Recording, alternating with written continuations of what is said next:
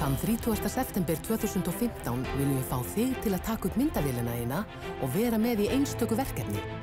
Með þinni hjálp viljum við mynda þessar 24 klukkustundir land allt. Til þess að myndin þín heppni sem allra best góður undirbúningur lykilatriði. Og áður en þú ferð í tökur eru nokkur atriði sem vert að hafa í huga. Í fyrsta lagi, hvað ætla ég að fjalla um? Hvað á myndin mín að vera?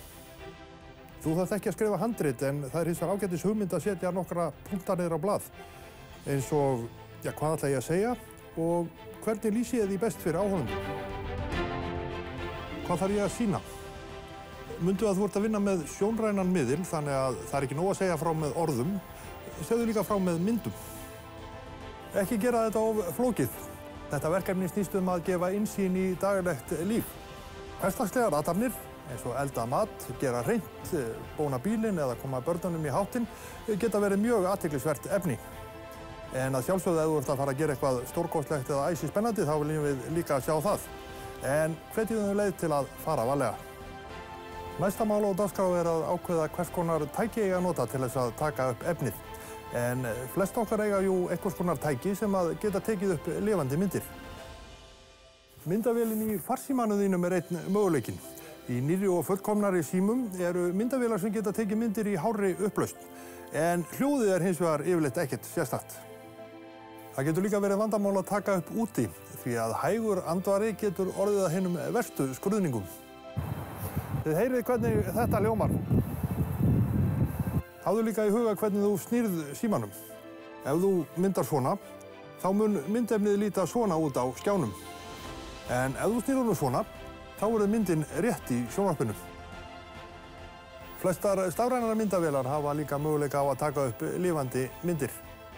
Þú stillir bara myndavélina á vídeóupptöku og þá allt að gerast. En vídeóupptaka getur reynt verulega á rafhlöðuna. Þannig að það best að gera tilraunir og prófa hversu lengi hún endist. Besti kosturinn að nota þar til gerða tökuvél. En þessar vélar eru sérstaklega búnar til fyrir svona verkefni. Og svo náttúrulega gott að hafa utanáliggjandi mikrofón.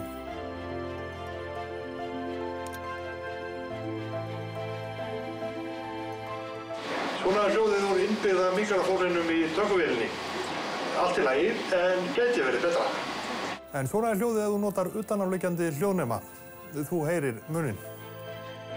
Það ekki verið að vera með þrífót því þá getur þú stillt myndavélinu upp fyrir víðari skot og þess háttar.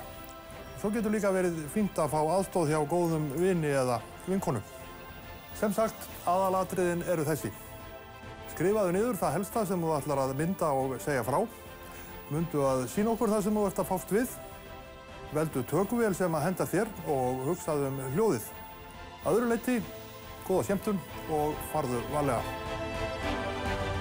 Þú getur myndað hvað sem en hafðu það persónulegt og eitthvað sem skiptir þig máli. Dagur í lífi þjóðar snýst þig. Ekki velta þessu frekar fyrir þér. Gríptu myndavélina þína og myndaðu það sem í gangi hjá þér. Farðu á rúv.is/dagur til að fá frekari upplýsingar.